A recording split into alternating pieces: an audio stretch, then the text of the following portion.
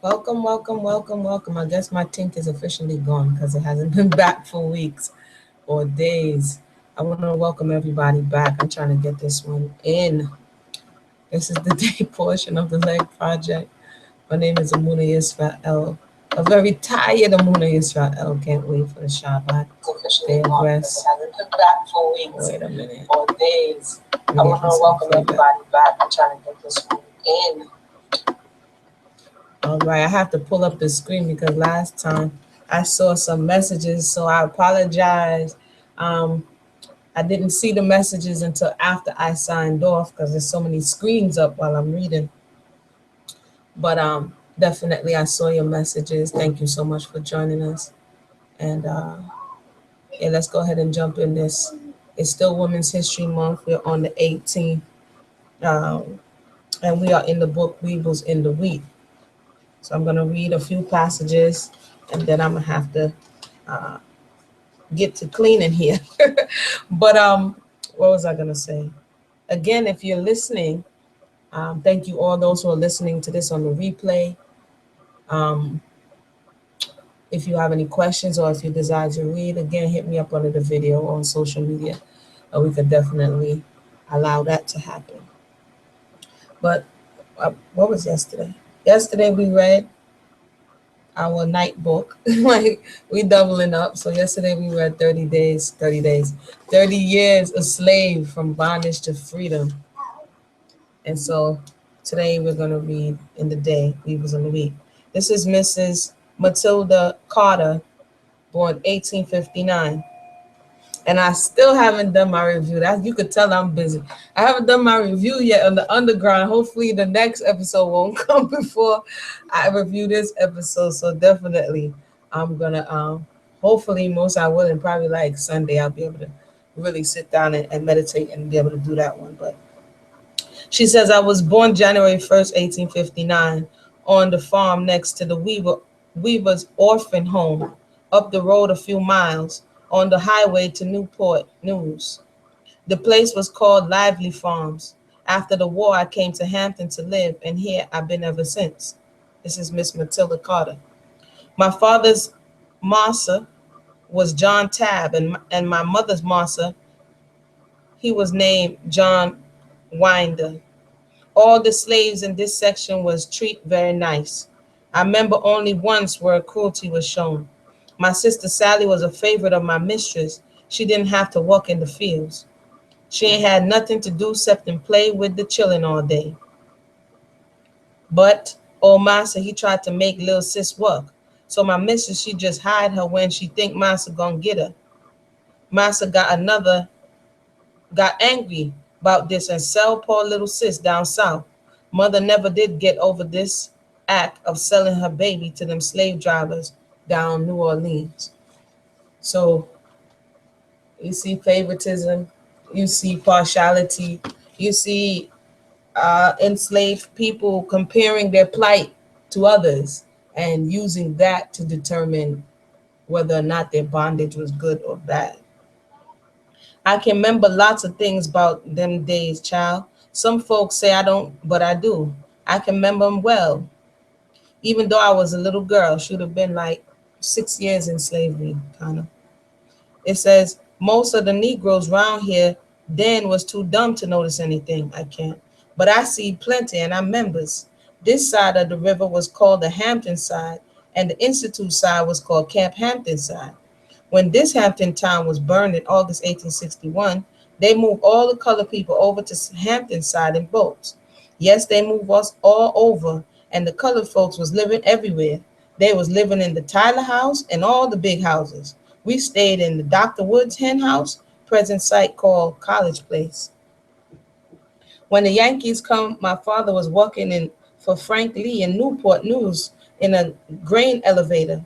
Mr. Lee told him to come to Hampton and stay because he had to go to war. At that time, Newport News won about nothing but country. Hell's half-acre Bloomfield was just 3 or 4 old shacks. They ain't start building Newport News till 1881. The Yankees never fought right here, but 'twent far away. They went out of here one night up the back river round and had a mouth, no, and had a most awful battle at Bethel. Did I see any of the generals? Sure, I seen Grant and Butler all the time. Like everybody say they see the generals. Like dude, them dudes are just everywhere. It seems. Yeah. Oh boy.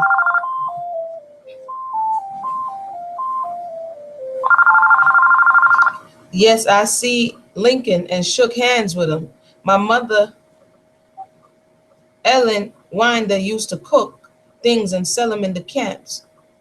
Then my mother could go most anywhere in the lines. I used to go with her. That's how come I seen so many of those big men.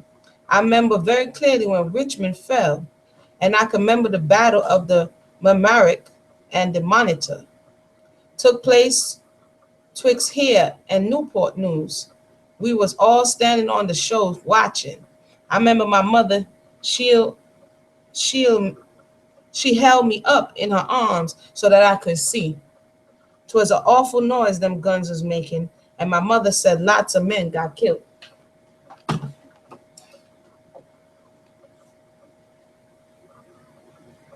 Schools around Hampton first start in the old brick mill, on the Institute grounds, and in the Tyler House.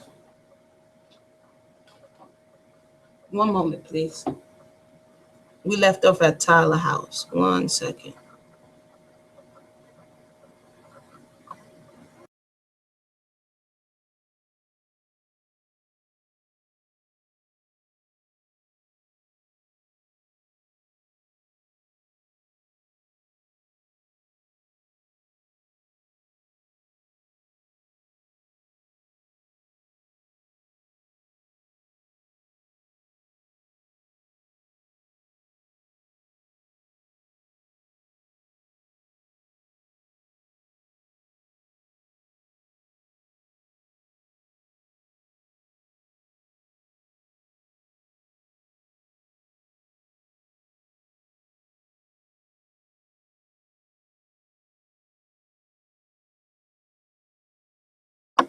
All right.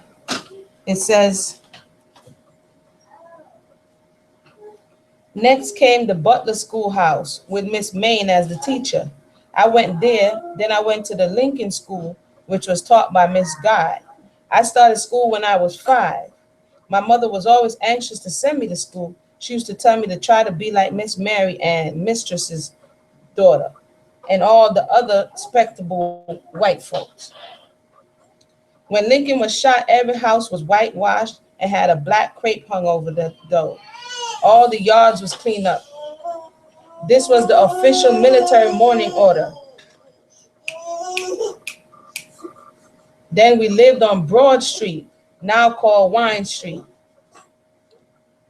After Lincoln, Johnson went in office. Things showed change then.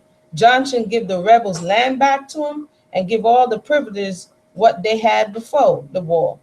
One day, a committee of 3 men came round. 'Twas Jeff Sinclair, a big red rebel, Reverend Taylor, the first Negro preacher of the First Baptist Church. Reverend Taylor, he was the most powerful colored man in town, and an officer too. These men went to all the Negro houses, mine too, and made the people sign a paper saying their property wasn't theirs. So they got, this is not new.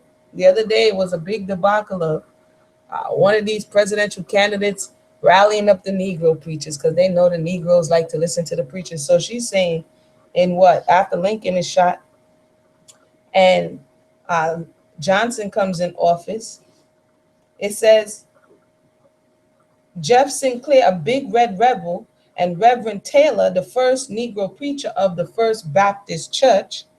Reverend Taylor, he was the most powerful colored man in town and an officer too. These men went to all the Negro houses, mine too, and made the people sign a paper saying the property wasn't theirs. They couldn't buy it, so they had to pay $10 a year for rent for living on the land. Reverend Taylor was there to help to make folks sign. What he said to a Negro was law. Very interesting. Pastor said, Pastor said, Pastor said. It says, I remember one time I met President Hayes and Admiral Sherman down at Old Point at Big Naval Review. I was working for a white lady at the house just across the street from the seawall. When the review started, all the white folks, they rushed over to the seawall to see it. The wall was packed and jammed with folks, cause I was always curious and anxious to see anything. Well, when the folks left the house, I followed them and stopped right amongst the notables. When I went up on the seawall, my presence started great confusion. Admiral Sherman got up, took off his hat with the purdy plume on it, and bowed at me and offered me his seat.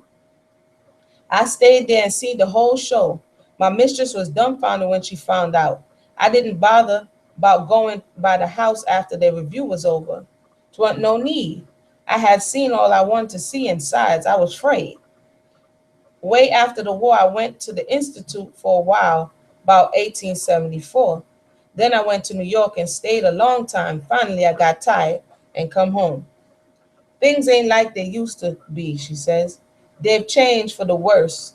All the niggas. So, look, she's coming out of slavery. That's what I'm saying. It's wild to hear these different narratives. She's coming out of slavery. And then she said things ain't like they used to be. But how they used to be, remember earlier on, she's saying that her peoples didn't get mistreated badly. And so she's referring to, it's like some people say they were better off in that condition. It says things ain't like they used to be. They changed for the worse, however, that is. All the Negroes of today is trying to imitate the white folks. Let me read that again. Things ain't like they used to be. They changed for the worse. All the Negroes of today is trying to imitate the white folks. Traumatic bonding, reflecting, bonding with your oppressor, and now you're trying to emulate the very same person that's oppressing you. They cut off the New Year's Day parade and a million other things. Why, they'll most nigh put you in jail if you say it's a shame that Abe Lincoln was killed.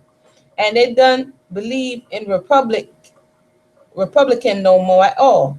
I know a lot of good old colored folks that would turn over in their graves if they knew their young colored folks was acting this way. So all they fought for came to naught in her estimation, because they just, they no longer, for what they perceived was better, they were willing to give up what they were holding on to. Used to be a time when left Hampton about 3 in the morning, arrive in Newport News about 7 in the morning, and get to Richmond about 8 that night. Now it takes 1 hour and a half, I guess, through the trains or the things like that. When you come again, I hope I'll be able to tell you some more. I like to think about the old times. Most of my friends is dead and gone, but the Lord's been good and spared me. That was the voice of, for those who just joined us, Mrs. Matilda Carter. She was interesting. If you missed it, you can definitely, after this broadcast is finished, go back over and take a listen to Miss Matilda Carter. She was one who said she likes talking about it. I'm gonna go ahead and see if I could get a few more narratives here. Mildred Carter, 1856. Not sure if they're related in any way. It says, mother died in 1882, but I never has forgot this song she used to sing. The power of music. The power of music. Music stays. It embeds itself in the soul. And this is why we have to be very mindful and careful of the music and the entertainment that we allow ourselves to digest, because that's what you're doing. You're feeding your ears and by extension your soul, and your children and your grandchildren. Be very careful, because there is poison in the music. Let me just say that. So her mother died in 1882, but by this time in about 1930, the late 1930s, she still remembers the song that her mother sung to her so long ago. It said, mother said they would always spin in pairs. One would treadle whilst the other would wind the ball. You got to wind it fast too and take the thread right off the spindle, else it get tangled up. And mama told me they would all pat their feet and sing, wind the ball. This is them, spinning the cotton into thread. Wind the ball, wind the ball. Wind the ball, lady, wind the ball. Don't care how you wind the ball. Wind the ball, lady, wind the ball. It sounds like a song today, yeah? Ding, ding, ding, wind the ball, lady, wind the ball. So this is not the first time we're hanging about. I'm sure they probably didn't sing it like that. They probably got into it, but that this is not the first time we're hearing. I think Lewis Hughes was talking about them singing while they were working, and every time they were out in the fields, they would hit the axe and sing. So I'm gonna go ahead and read. That was two, Miss Matilda Carter and Wind the Ball, Miss Mildred Carter singing about a song that her mother taught her. And another one of our Women's History Month's edition here. And this is going to be the last one I read right here because I got some tidying to do. Mrs. Lillian Clark, 1858. Lillian Clark. This interview was October 15th, 1937, done by Susan R.C. Bird. She says, my parents belonged to Cinders in Hanover County, and they were very good to my mother and paps. So there goes another one testifying that their slave master or the employer, not really employer because they would have to get paid, right? So their slave masters, I guess, didn't abuse them excessively. Now the Gaines next ginning plantation to Cinder's place. Oh my, he was mighty mean to his slaves. Yes, ma'am, daddy was. Old Aunt Cinder said he and her mistress used to put one salt herring fish up on the shelf for her to eat. Mind you, that's all poor Cinder got for all day long. No, ain't give no bread with it. She had to eat that or nothing. So one salt herring fish this is what she's testifying that a woman named Cinder was given for her entire day's eating. It says there was a family on the other side, white folks named Sneeds, and this old white woman used to slip Cinder food. Say, Cinder, here's something to eat for you and your little pickaninnies. Does you know, honey, that the way white folks used to treat us niggas, she says, God has whipped some of them worse than they beat us. Take Cinder's case. She says, G.O.D.O., God suffered her mistress to come to Cinder for food. Cinder says after the wartime, she took and hearing a knock at the door. She ain't paid hit much mind. Say, come in, because she was scrubbing that day. So when she raised up and saw who it was, Lord, Lord, what did you come from? Oh, Miss, say, Cinder, I is hungry. So she's saying her enemy, the one who used to own her after the war, she broke and poor and begging her for bread now. You know, some of us colored folks has got a tender heart. That's why they can't understand our so-called black people because like she said, it's baffling to most people. So this woman who used to abuse you, it says, you know, some of us colored is got a tender heart. So Cinder felt sorry, took her old missus, what done treated her so mean to the store, where she traded and told the man to give her a few groceries. This storekeeper know just how she had been mistreated or treated, and after the missus left, say, Cinder, you is a fool to feed her. Yes, Mr. Jones, I know. I is, but God is just rodding her for some of the licks and starving she give me. And then she says, remember the good old Bible say, must turn evil for evil, or mustn't, you should not return evil for evil.